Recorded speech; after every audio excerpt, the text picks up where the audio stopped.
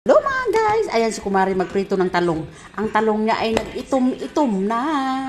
Ayan. At syempre, naglaga ako ng manok. Ayan ang manok. Nilaga ko siya. Ginano ko siya, adobo. Pagkatapos, i-barbecue ko siya. Para, ayan. Manok ka.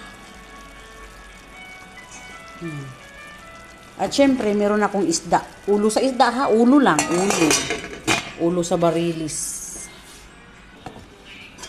Oh, ulo sa isda yan la. Ulo sa isda na tanan oh, dagko kay ulo ra na, wala na may mga lawas oh. Ay. Di ano sa nako na siya gigisahan og kamatis sibuyas.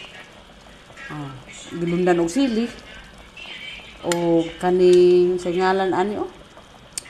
Humot kaayo ug mga lamas niya.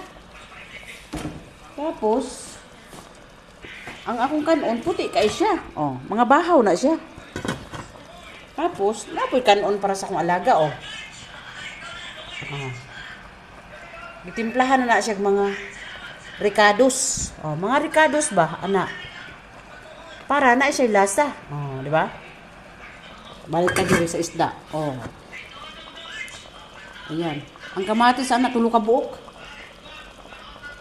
3 kamatis. Ayan. 3 po ang sili. Kompleto din mga ricado. Para depensa sa mga ano ba? Stock na isda.